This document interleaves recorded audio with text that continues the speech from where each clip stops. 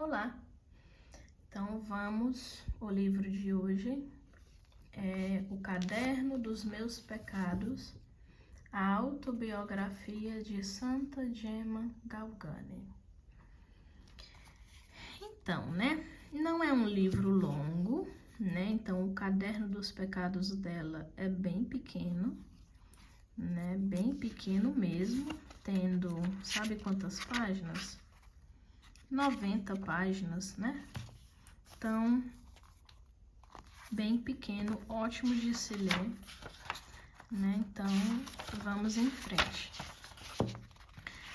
Aqui nós vamos trazer só pontos que eu achei interessante do livro, frases, citações e, enfim, afins. Então, aqui ela começa dizendo o seguinte: foi a minha mamãe, papai, que me fez, desde pequena, desejar o paraíso. E se ainda o desejo e quero ir para lá, escuto em resposta belas broncas e um belo não. Belas broncas e um belo não da parte do confessor e do padre Germano, que não queriam autorizá-la a pedir a Jesus para morrer. Então, não é que Santa Gemma era suicida, A questão não é essa, Ela não era triste e queria morrer porque queria acabar com a dor que estava sentindo, O objetivo dela era o paraíso, o céu, e ela queria ir para lá o mais rápido possível, e aí o jeito era morrer, Então, vemos aí a inocência, a pureza da santa. E aqui, um dia ele estava a cavalo, tinha 15 anos. A tia me mandou que levasse não sei o que para cobrir-se. Levei-lo e ele me deu um beliscão. Dei-lhe então um empurrão forte e ele caiu de lá de cima, machucou a cabeça. A tia me fez ficar com as mãos atrás das costas por um dia inteiro. Revoltada, fiquei brava, lhe respondi, lhe disse muitas coisas e disse até que me vingaria, mas não fiz. Então, ainda bem que não era só eu que agiria assim, Então, a reação, o temperamento da santa, Ela foi incomodada, sofreu um beliscão e ela retribuiu de volta. Então, ela dizia o seguinte: sentia-me sempre mais desprendida do mundo e sempre mais disposta ao recolhimento. Foi nessa mesma manhã que Jesus me deu grande desejo de ser religiosa.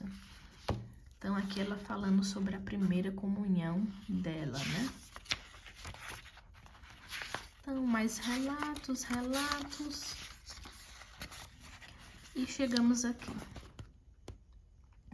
Ela tinha proposições, Metas: visitar diariamente Jesus sacramentado e falar-lhe mais com o coração do que com a língua. E ela disse que farei o máximo esforço para não falar de coisas irrelevantes, mas sim de coisas celestes, para o pensamento estar sempre elevado para o paraíso, para o céu. Então, todas as tardes, assim que saía da escola, ia para casa, me fechava em um quarto e recitava o rosário inteiro de joelhos. Tá aí uma coisa que eu não consigo fazer, Eu consigo rezar um mistério de joelhos, um mistério do terço, Mas imagina o rosário inteiro, meu Deus. Lembre-se de que os ornamentos preciosos com os quais se enfeitam a esposa de um rei crucificado não devem ser outros que não os espinhos e a cruz. Então, se Jesus, que é o esposo, estava crucificado, a esposa religiosa, né, esposa de Cristo, também deveria carregar a sua própria cruz como adorno. Neste novo ano, me proponho a começar uma vida nova. O que me acontecerá neste ano eu não sei. Abandono-me em vós, meu Deus. Todos os meus desejos, todos os meus cuidados serão todos para vós. Sinto-me fraca, ó Jesus, mas com vossa ajuda espero e decido viver de outra forma, ou seja, mais próxima de vós. Então fica aí uma ótima proposta, né, para virada de ano, né? Querer virar o ano dessa forma. As propostas que a santa fez para si.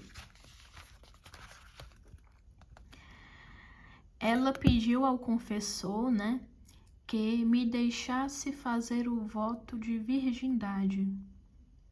Eu não sabia o que era, mas em meus pensamentos parecia ser o melhor presente que poderia agradar a Jesus. Então, como é que ela não sabe o que é virgindade e quer oferecer isso a Jesus? Então, provavelmente, essa inspiração desse voto de virgindade fosse de origem divina, já que não era de origem mundana, já que, né, ela, na inocência dela, ela ainda não sabia o que era virgindade ou não. Então, em vez de voto de virgindade, permitiu-me fazer o de castidade. O confessor dela, né, no caso.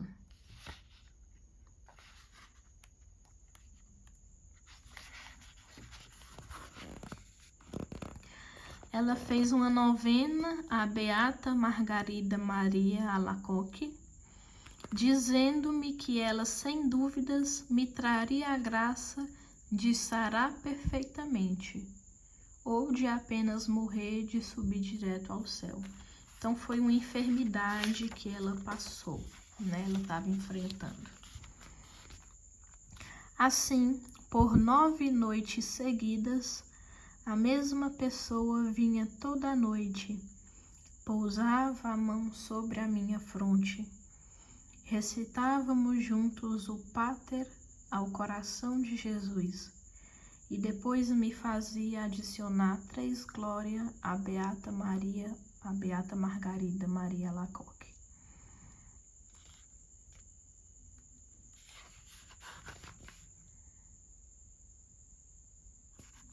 Aqui é uma curiosidade que eu achei, né? Ela fala aqui: e me lembro de que não usei sequer cocaína, um forte anestésico local. Ela passou por um procedimento cirúrgico e não quis usar o anestésico, né? E nessa época ainda não se sabia dos malefícios da cocaína. Porém, ela disse, né, que ela não quis usar o anestésico. Vejamos aqui. O anjo da guarda, mestre e guia. O anjo da guarda, desde o minuto em que me levantei, começou a ser para mim mestre e guia. Repreendia-me todas as vezes que eu fazia algo errado. Ensinava-me a falar menos e apenas quando me era solicitado. Uma vez, os de casa falavam de uma pessoa e não falavam tão bem. Eu queria depreciá-la também, mas o anjo me repreendeu duramente. Ensinou-me a ter os olhos baixos e até na igreja me repreendia dizendo: está assim na presença de Deus? E outras vezes gritava comigo: se você não for boa, não virei mais vê-la. Ensinou-me muitas vezes como eu devia me portar na presença de Deus. como adorá-lo em sua infinita bondade, em sua infinita majestade, em sua misericórdia e em todas as suas qualidades. Agora eu refleti, né? Quantas vezes a gente fala mal das pessoas, né? Então, só o simples fato de falar mal das pessoas já tira a gente da graça de Deus, né? Um pecado que, por mais que seja venial, claro, pode ser mortal também, né? Mas é um pecado, né? O horror ao pecado sempre senti, mas mesmo assim os cometia. Depois deste ocorrido, eu precisava contar isso ao confessor. Fui confessar-me, mas não tive coragem. Saí sem ter dito nada. Fui para casa. E ao entrar no quarto, reparei que meu anjo chorava. Ou seja, ela viu o anjo dela, né? Não tive a ousadia de perguntar-lhe nada. Ele mesmo me respondeu com essas palavras: então você não quer mais me ver? É má, esconde as coisas do confessor. Lembre-se disso. Vou repetir uma última vez. Se você esconder alguma coisa do confessor, mais uma vez, eu não virei mais vê-la, nunca mais. Pôs-me de joelhos e me fez dizer o ato de contrição. Fez-me prometer que contaria tudo ao confessor e me perdoou em nome de Jesus. Então, até mesmo a santa, né? Os santos, às vezes, têm vergonhas do pecado, né? Tem vergonha de confessar. Não devemos ter, devemos contar tudo. Providenciei, então, uma corda grossa que, sem ninguém saber, tirei do poço. Fiz-lhe diversos nós e a coloquei na cintura. Não consegui ficar assim com ela nem um quarto de hora, pois o anjo da guarda apareceu me repreendendo e me fez tirá-la, porque eu não havia pedido permissão ao confessor. Então aqui vemos, né, que ela queria usar uma forma de cilício, né, para mortificar a pele, mortificar a carne.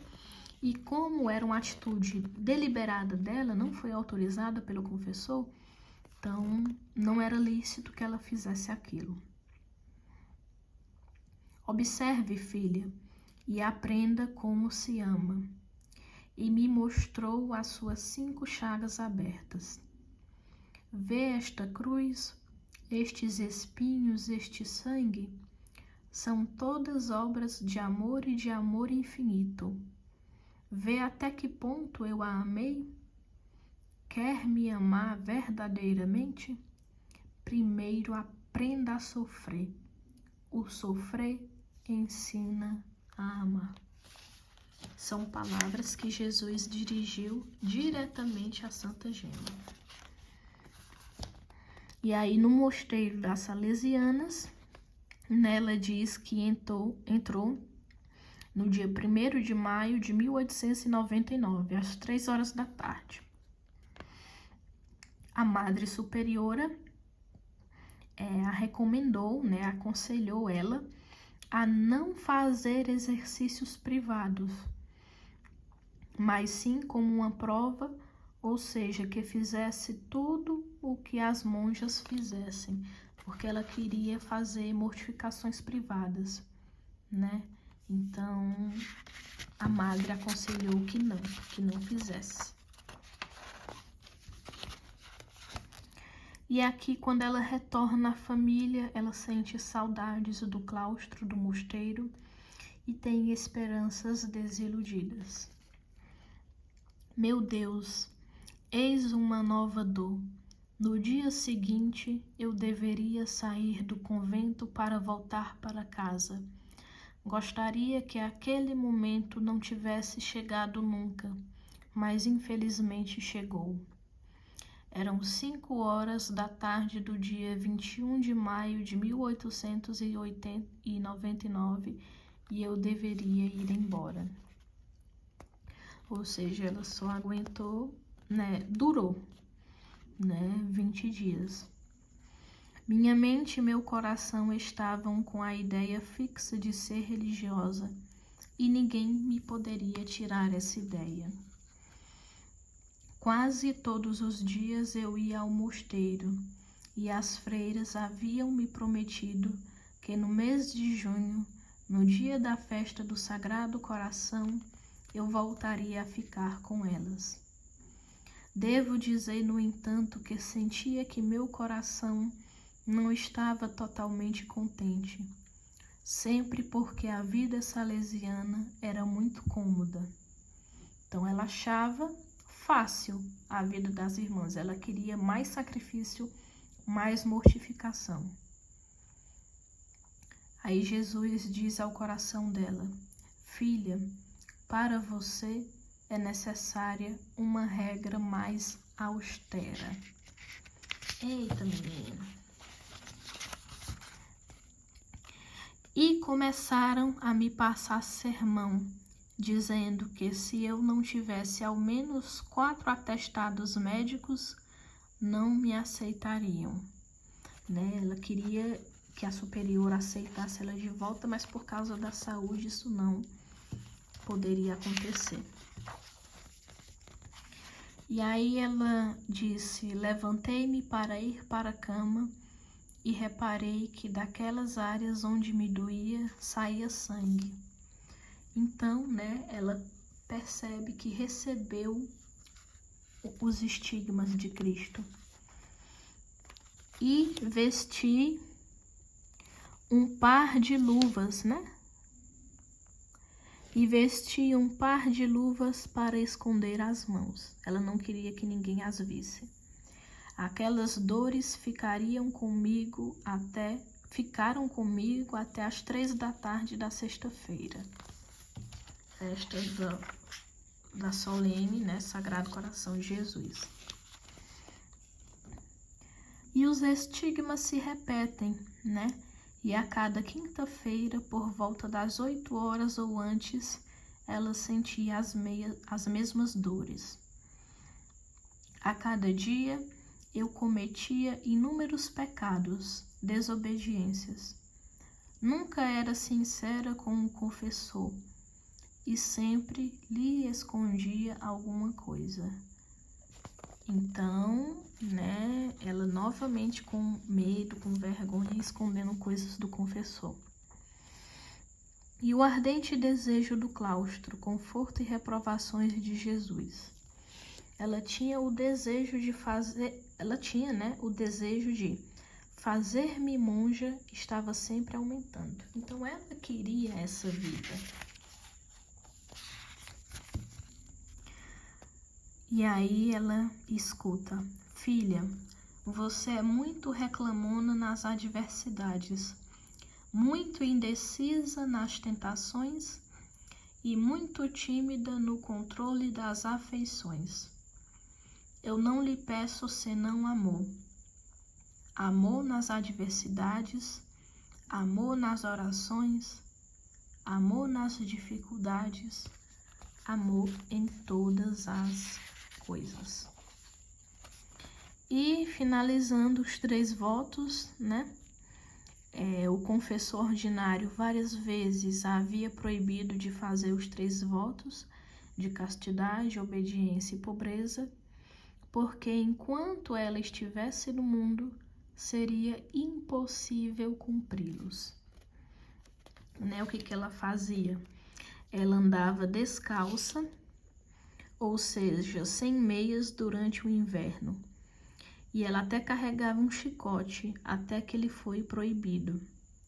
O padre Gaetano tomou dela uma corda cheia de bolinhas, E ele tomou outra corda com nós e uma régua de ferro, que eram itens que ela usava para fazer mortificações.